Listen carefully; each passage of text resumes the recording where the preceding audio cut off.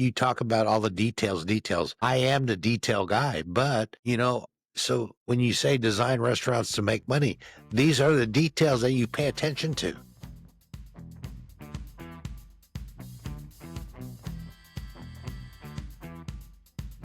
Hello, everybody.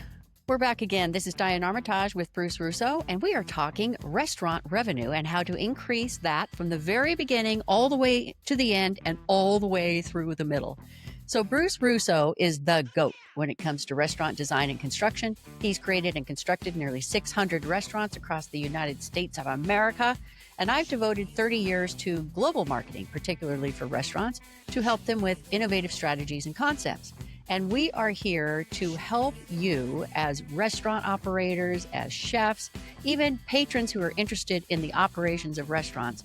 We are here to help restaurants do what, Bruce? Make money. Make money. That's right. And so if you've listened to any of our earlier podcasts, we've talked about how you can enhance your revenue pods.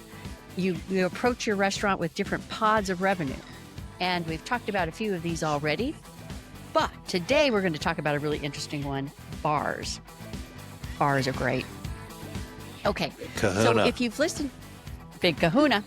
If you've listened to our previous, we've been talking about having cocktail tables near the host stand, which is not the bar. This is a separate revenue pod.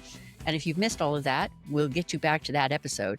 This is actually bringing somebody into your bar and how you create a revenue pod right there and then without escorting them to the tables for dining. They may stay in the bar. They may be eventually escorted to the tables. But here's how we want to talk about how you can create greater revenue there. So first of all, Bruce, I want to talk about how you actually construct a bar to make revenue for clients.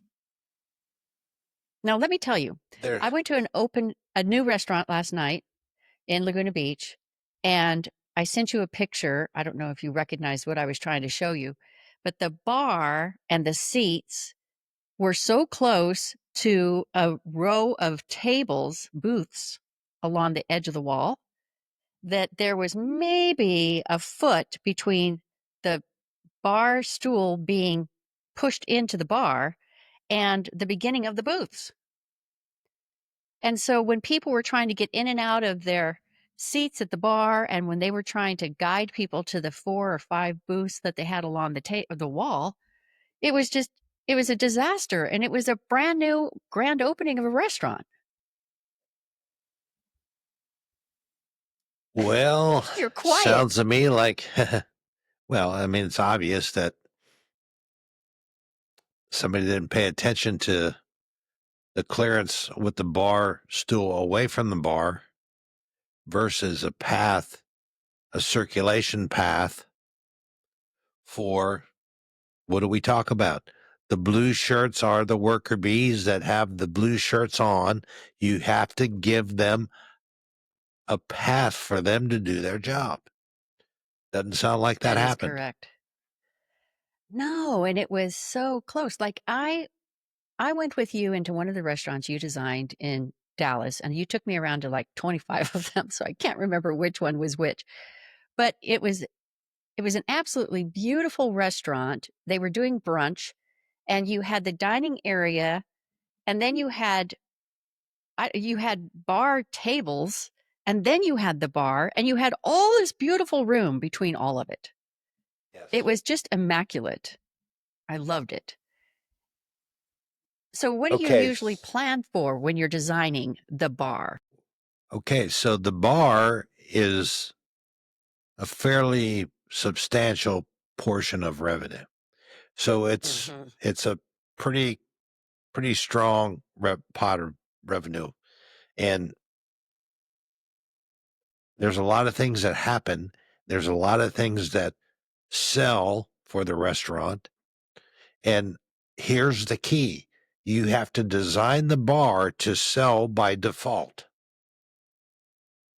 Okay, so what does that mean? So what does that mean? Well, I design by default, and I've explained my definition of that. And so sales by default It's where and how you put the liquor on display, how the bartenders interact with the clients that are sitting at the bar, and do they shake the shaker of the drink like they're wrestling a madman, or do they do it in a sexy way to indulge more sales? That's all Well training. said. It's all Yes. training. So it just kind of starts there.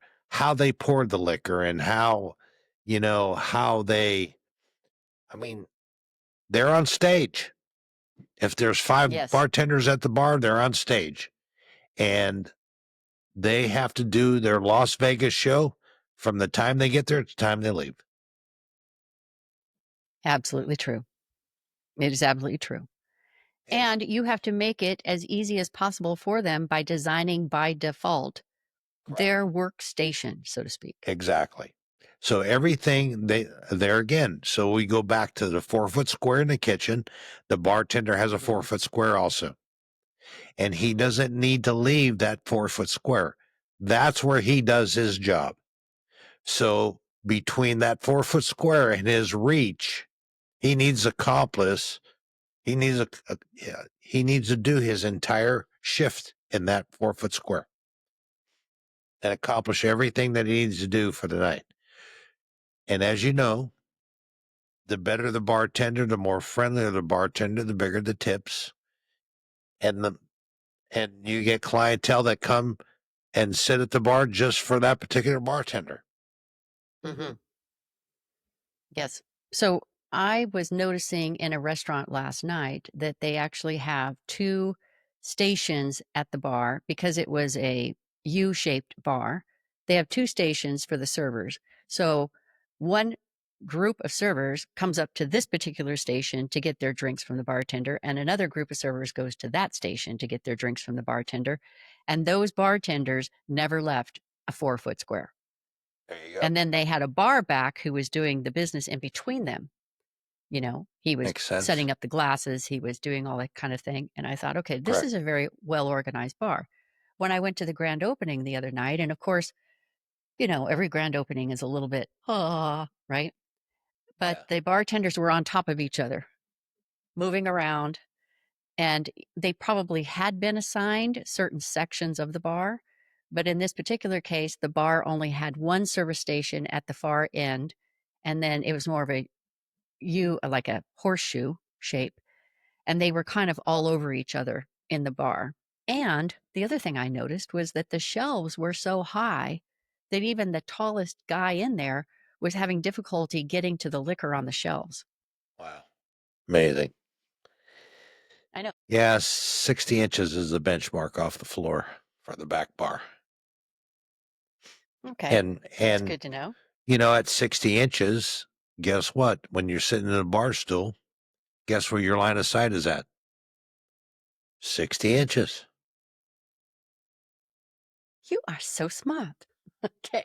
It's all relevant. I mean, all this comes together and it's all relevant, and how it sells and how it functions, and how the people behind the bar do their job. And they're, I always design with a service bar at one end for their servers to get their cocktails. That bartender serves nobody else but the servers.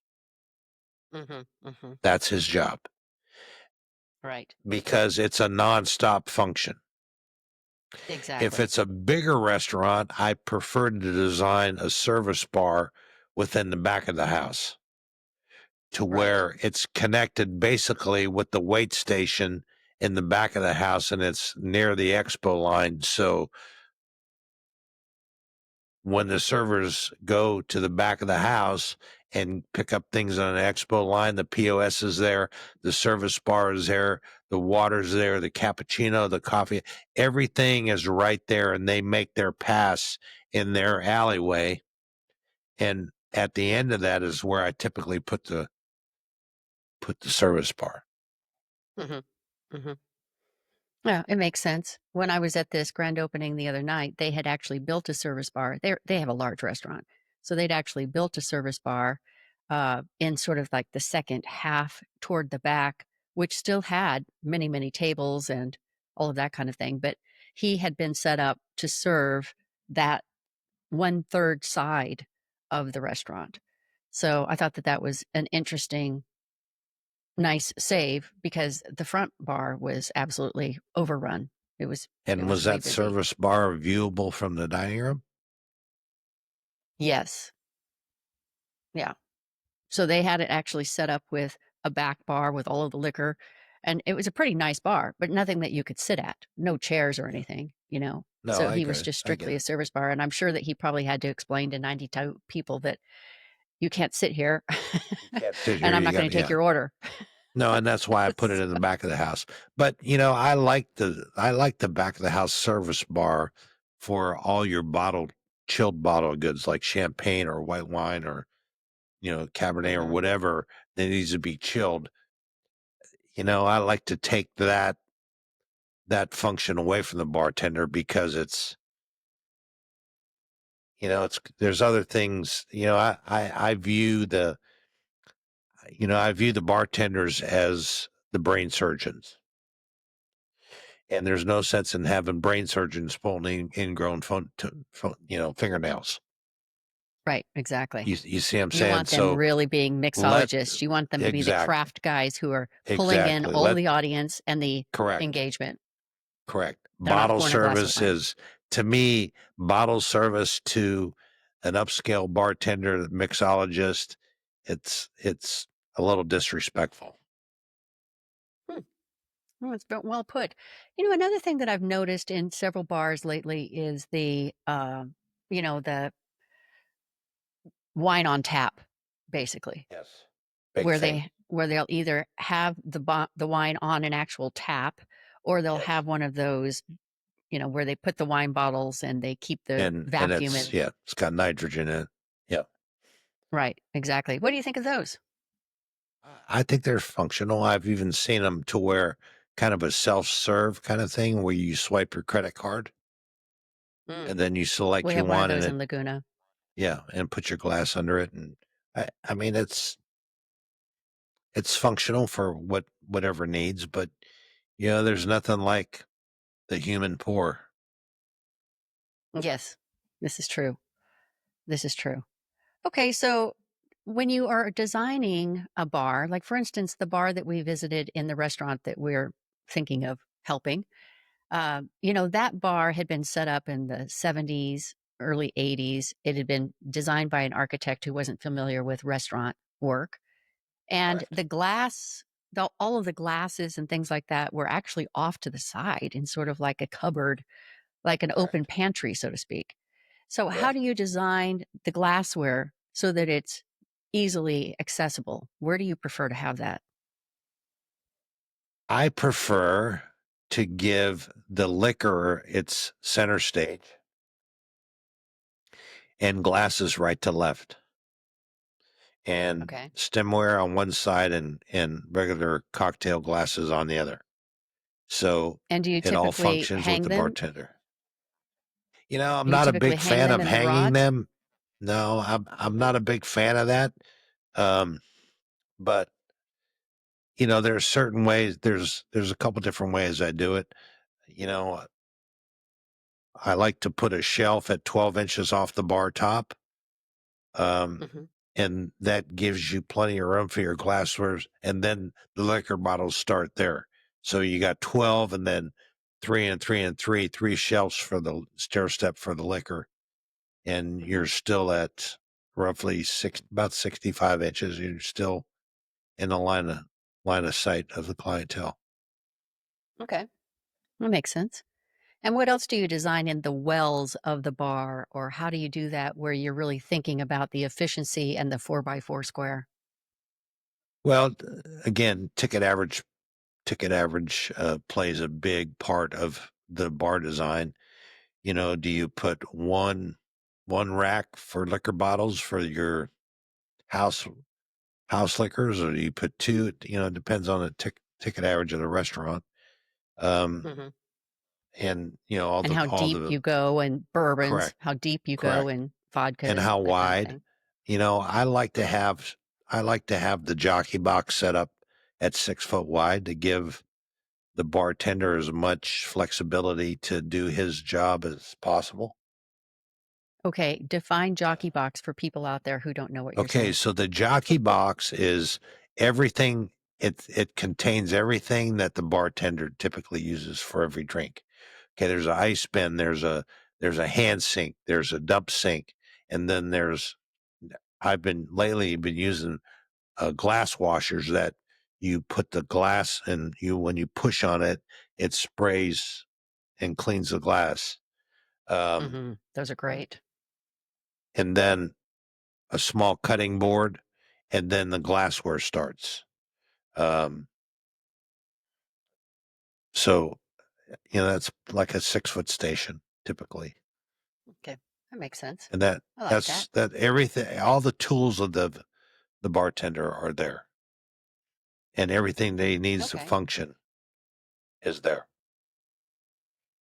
And then another thing that we noticed at this restaurant that we were both at, that we're looking at, was the narrow space for the blue shirts in Yes. that space. So, how much space do you typically give inside a bar? Like, what's the minimal amount of space 30. that you give I for give 39 inches. 39 inches? Okay.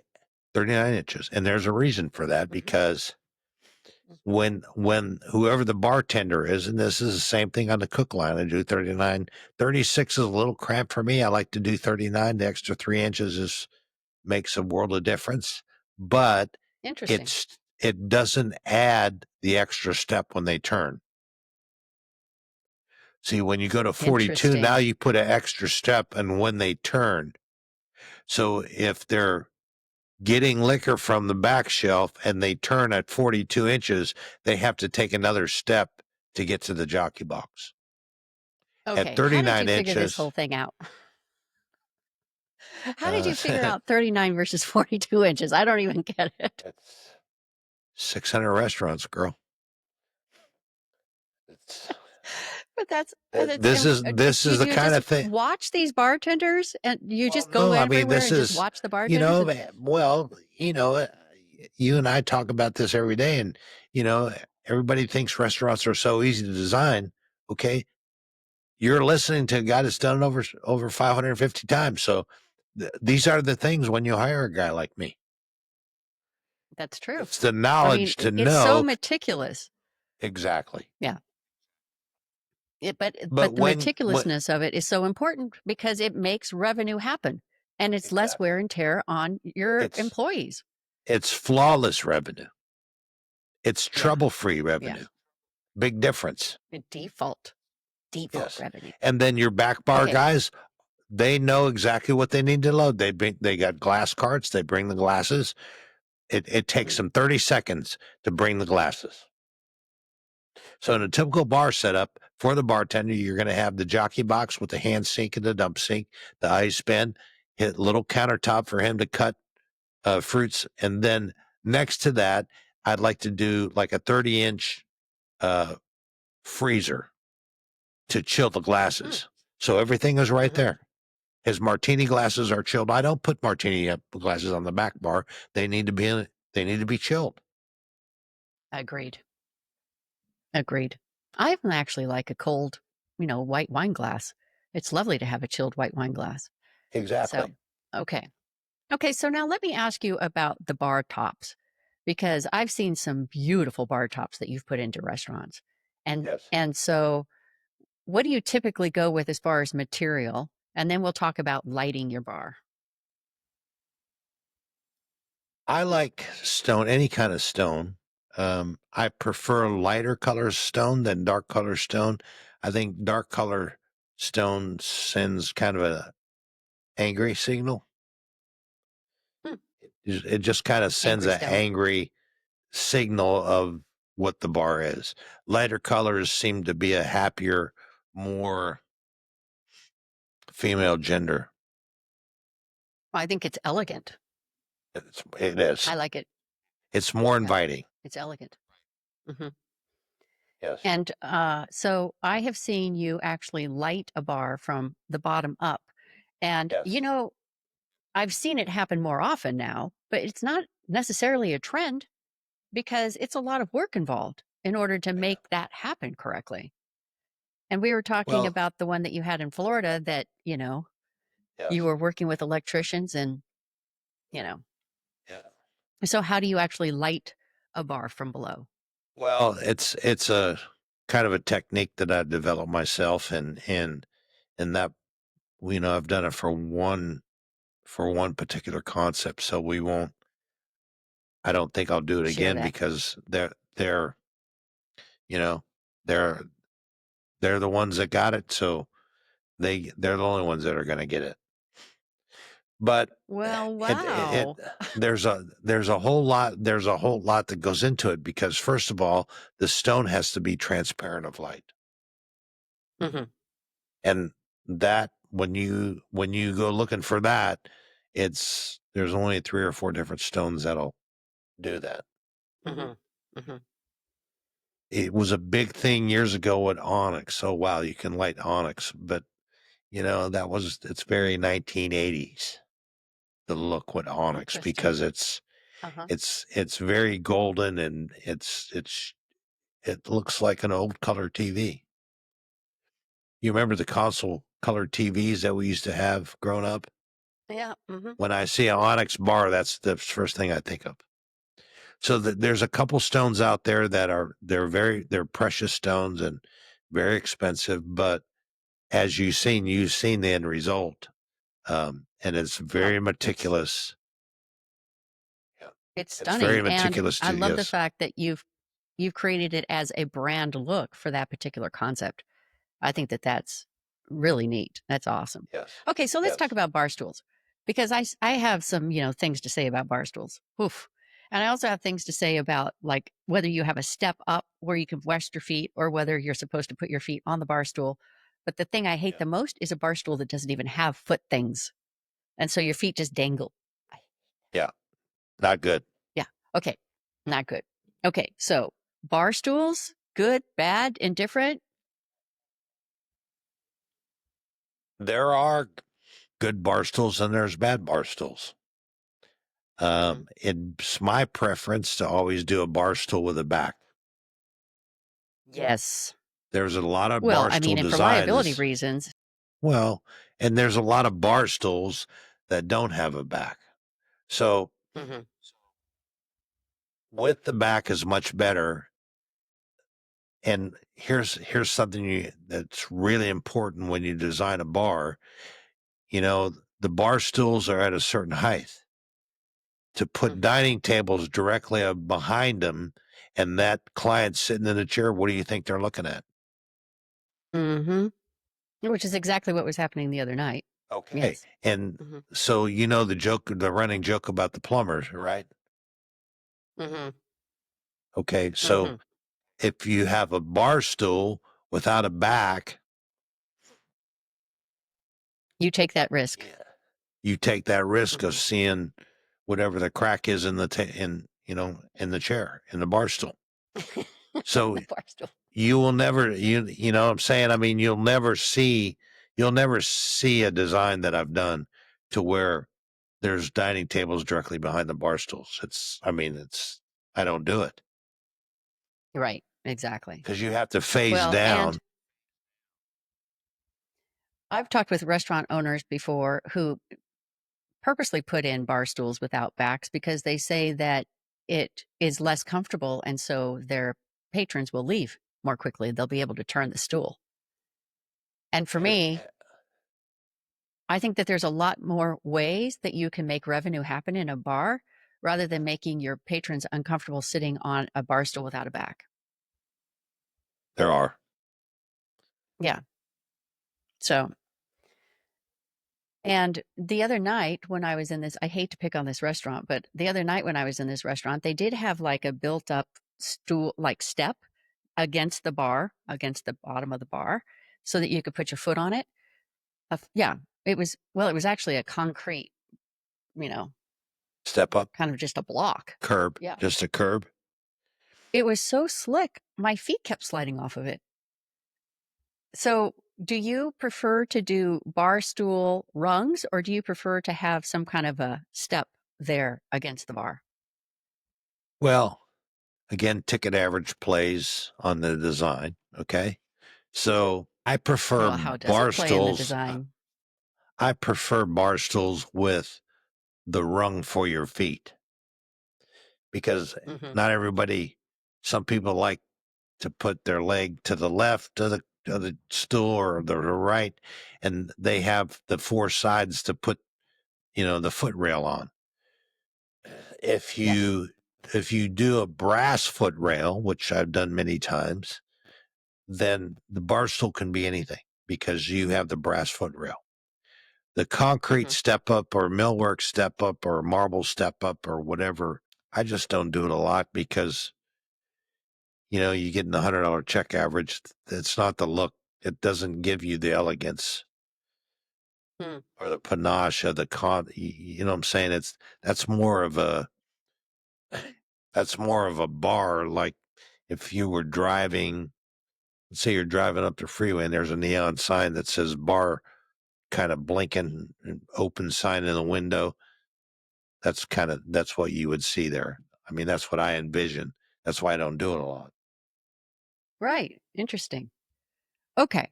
So, I also want to ask you about the special things that you put under the bar, which is so vital to me, so vital to Yes. women as well. But you do several things. So give us an idea of what you do to make the patron stay more enjoyable. Number one, purse hooks. Purse hooks are every 2 foot on any bar that I build, 2 foot on center. Then I add the And plug I love strip. you for it. And the plug strip that I use, it's a 110-volt plug, and then the next one is a USB port. So every other one is a plug USB port, and those are typically 5 foot long. And depends on the side of the bars, based on how many we do, how many we put under there. Mhm. And then the bottom of the bar, and health inspectors love this. Before we put the sub deck on for the plywood, we cover the bottom of that piece of plywood with FRP, which is a plastic reinforced material that, guess what, bubble gum doesn't stick to, nothing sticks to it. So by default, that kind of stays clean. Got you. Didn't you say that you had a health inspector actually look at it once and he was just like, "Oh my Yes. goodness, Never seen it before. never seen it before." Because we cover Wow, the what a whole great sheet idea. of before we do the sub deck. So before we set that sub deck on, we cover the whole bottom. So not only is it on the client side, it's on the bartender side too. Oh, got it. Okay. So what happens Wow, that is is a the genius. wall the wall of the bar, and then you got FRP. Now you got FRP to FRP, totally washable, scrubbable surface by default. Hmm. By default. Beautiful. Okay. So you do purse hooks, you do plugs, you have USB plugs, and you And have a then no stick gum thing. correct, and The FRP is then the no stick gum thing. correct, and then typically we put LED strip lighting both Okay. on the And why do you choose bartender that? side. It just adds a nice, sexy look to, it kind of highlights the Mhm. finishes of the die wall, whether it be tile or marble or millwork. It's very Mhm. comforting and very approachable to see that light. I like it. I like it. All right. So let's talk a little bit about setting up the bar besides the bar itself, like the bar room, the bar tables. Okay. How do you typically, if you have your wish on how you typically like to do this, how do you put this in place? I really like the U-shaped bar with the Hmm. island in the middle, but you have to be Hmm. careful on how tall that island gets because the key to a U-shaped bar is this client being able to see this client and that contact by eye contact, whether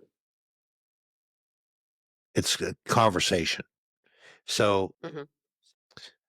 I very rarely make a straight bar.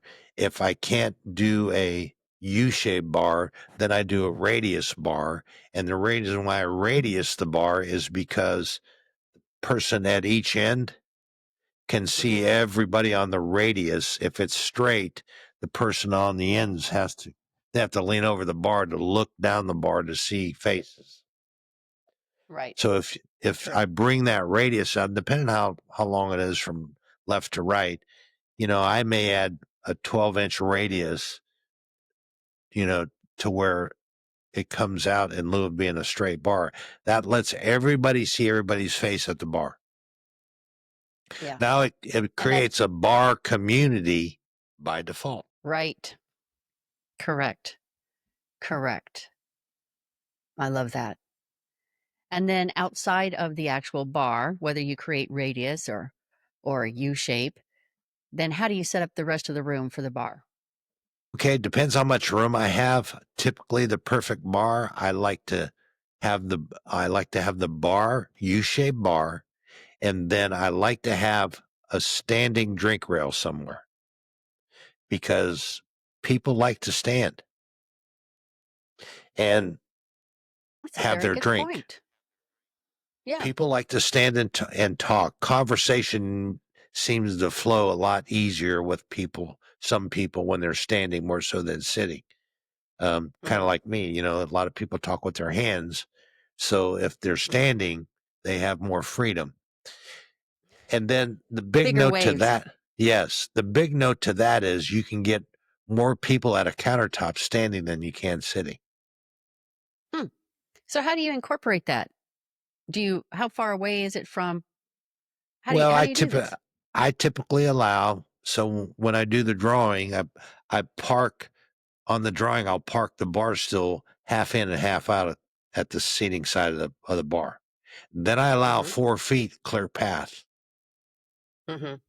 And then I 4 put feet. whether it's a line of high top tables, or is it a banquette? Um, that it, it depends on the design that I'm working on, but there's a lot of things, and it could be just a dividing wall with the bar rail, stand up bar rail, 12-inch bar rail, where people stand. But you can also put high top chairs there too. And if it's like a steakhouse, then I'll make that drink rail 18 inches instead of 12 because somebody can eat there. 12 inches, you're not going to eat a Okay. steak at the plates in a steakhouse are typically 10 and a half to 11 inches. So it doesn't work on a 12-inch You know the countertop. size of a steak plate. Yes. Yes. This is the differentiator, people. This is the differentiator. So another thing that you had mentioned, this just reminded me, the ADA seating at a bar, which is a requirement in all Correct. updated bars, it's a requirement. So you've got the lower seating and the lower counter to allow for, wheelchair access or whatever. And I like what you do. You have kind of a different take on it. So are you willing to share that secret? Yeah. So, Texas is probably one of the toughest. I think they are the toughest ADA handicap compliant states in all 50 states. And so, it doesn't matter what state we're in. If I design to the Texas code, it's probably more than over the top than any other place where we go. So at the And you know bar, that every state is going to catch up. You know every state is going to catch up to that sooner same than requirement. later, sooner than later. Yeah. But at the bar, I like to allow an 18-inch by 48-inch countertop Mhm. just for ADA. And it depends how big the bar is. The design factor says 5% of the seating has to be ADA compliant. So if you got 20 bar stools around, you do 5%, whatever, how many bar stools you have, you do 5%. So a lot of them are 2 or 3 is probably plenty. And that handicap countertop can be anywhere from 3 foot to 6 foot, 7 foot. Mhm. But the ideal Okay. plan is I typically put a server well there because when it's not being accessed by ADA, it can act as a service bar. And the step down counter works very well with the serving staff.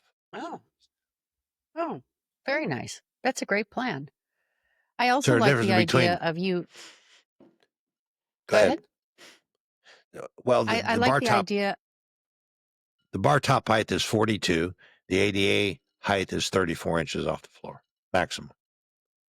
So that Okay. step down in countertops, it pretty much aligns with the equipment on the back bar. So it, it's there's no, it's just a ease of function. Right, exactly. But I like how you said that sometimes you'll actually add in more seats than required because, Now especially yes, women yes, who want to cross their legs sitting at a correct, bar or a table, correct. they have And this I've done many bars that way. beautiful, Yes. yeah. At a And so 34 you inch actually, countertop, women love to sit at that lower countertop because they're not climbing on a bar stool with a skirt on or a dress or whatever. And it's a regular chair height. right, right. That's And beautiful. they can cross their legs. It's a very comfortable, uh, it's a very comfortable seating arrangement for women. Wow, I like it. I thought it was very creative of you to come up with that because most people, do the very minimal that they have to do. And you said, well, actually, when we're thinking about females in a bar, this actually works very well for them. And if it's not being used entirely for ADA, they have more seating here that's available to them. So that's awesome. All right. Well, I just wanted to ask another quick question on bar menus. Now, this is something more front of house operations going, but in my opinion, having a bar menu that is different than what you're offering in the dining room it is a plus because it gives it a that kind of community feel where you know that you're going to get this at the bar and it's a different menu. Now you may have some of those items featured in your regular menu, but I like the fact that people will come up with a bar menu versus handing you the entire restaurant menu at the bar. But what is your opinion on that? I'm a big fan of the bar menu because the bar menu should typically be a sharing menu Correct. to where there's items And that it's you your share. highest dollar. Right, Most and it is your profitable highest items on dollar the menu. revenue. Yes, absolutely. Plus, Yeah. if there's three people that are going to share, Mhm. they typically buy four items. They do? Yes. That's interesting. Okay, but it makes There's sense. always, but there's always an oddball. It's like, well, hey, I'm going to have the onion rings. I'm going to have the fries. I'm going to have Uh-huh. the falafel. But let's go ahead and get, you know, Yeah. whatever it may be. Well, it's Let's interesting get too some shrimp because too. typically when I join one friend at a bar, uh, we'll order 3 items. There you go. So, gee. It's, and So but see, and you talk about all the details. I am the detail guy, but you know, when you design, so when you say design restaurants to make money, these are the details that you pay attention to. absolutely. Absolutely. And like we've talked about before, this is the easiest food with the highest profit margin. And Yes, so it's very awesome to put these together. And I love the idea of doing more shared items on the bar menu yes, than just, single items so that yes, you are doing exactly what you're saying. And you're anticipating 1.5 to 2 drinks per person in most cases correct, when they're at the bar. correct, correct. Now, when they're waiting for a table to go into the restaurant and they've come into the bar, rather because maybe our restaurant owner doesn't know about the cocktail tables at the front, they've come into the bar, they still are going to have at least one cocktail and at least one appetizer or shared appetizer between them Yes, before they before they head to the table. That's the Now, golden you rule. and I both, that is the golden rule. And you and I both agree on this. I'm going to let you say this, but the most important thing to do in the bar when they are called to their table is to do what with You this want to check group? whatever they bought at the bar, apps, drinks, you want to cash them out at the bar and then seat them for dinner. Don't let the Absolutely. apps and the bar tab get added to the dinner bill, because when the dinner bill comes and they're both added, typically their hair stands on end. Right. I'm not And they saying that spend the all the same amount of time, but money. correct. Yeah. They'll spend the same amount of money at the bar, one pod, Correct. at the dinner, Correct. and Correct. they don't think about it as being this hair standing on end experience. Correct. Correct. Very good. I They love don't it. go home and add the checks together. Right. Typically. Right. Typically. Yeah. Okay. Well, that's it for bars. Can you think of anything else? I mean, I know you can think of all kinds of other things. We can do a whole another 2, 3, 4 topics on bars. But for this Yeah. introductory information, what do you think? Want to add anything else that's of paramount? Well, it operates totally different than the restaurant. It operates Yes. totally different than the dining room. And so from an Mhm. operational side, it has to be set up as its own machine, its own revenue pod. It's managed totally different than the dining room. I mean, and that's the number one key. So it has to be built differently than the dining room. Absolutely. And another thing that I mean, you and I both agree on this as well. You do not put servers who are taking care of diners in the dining room and give them tables in the bar as well. It's just no. You have your servers in the bar, you have your Correct. servers in the dining room, and there Correct. is a purpose and a plan for that. None of this Correct. back and forth. No. Agreed. No, because the Okay. servers in the dining room, they're working on a 60 to 80 to 90-minute experience. Exactly. Okay. The servers in the bar, typically it's a 20 to 40-minute experience. I mean, if the restaurant is managed properly, it would be a 20 to 40-minute experience, because you want them, you're done with your cocktails, you're done with your apps. Now let's go sit you for dinner. And now we're going to sell you a bottle of wine Correct. to That's go right. with your dinner. Okay, so you don't That's want, right. I mean, you can sell wine in the bar, and a lot of people drink a glass of wine in the bar, but the main goal for wine inventory is to sell it at the dinner table. Correct. But because you're not, I I love it. mean, we know that the revenue on wine is, we love the profit margin on the wine. Mhm. But instead of doing it Agreed. 4 at a time at the bar, you do it one time at the dining room table. It's a Agreed. different sales. It is a different sale. It's a different experience. It's a different Correct. community. Correct. Correct. Okay. Well, folks, I hope you learned something about setting up, building out a bar, and some of the operations involved in a bar. And of course, we'll be coming back and talking more about details on this. But the next podcast we're going to be talking about has to do with what Bruce considers the most important room in the house. What would that room be? Restroom. Restrooms. And I know you've been to many restrooms, and they do not look like the most important room in the house. So, on Correct. our next episode, we're going to be talking about why this is so important. It's not necessarily a revenue pod by any stretch, but why it is so important to your front of house. All right. Correct. So, please like us, subscribe, come back for more later, and we will see you back at Restaurant Revenue. And we'll be talking more about it as we move forward. Thank you so much, folks. We'll talk to you soon. Thank you for joining Bruce and Diane on this journey of mastering restaurant revenue. Please take a moment to like, subscribe, and share your thoughts in the comments below. Your feedback helps them deliver even more of what you want to hear. Until next time, keep refining your approach, stay passionate about your craft, and here's to your restaurant's continued success.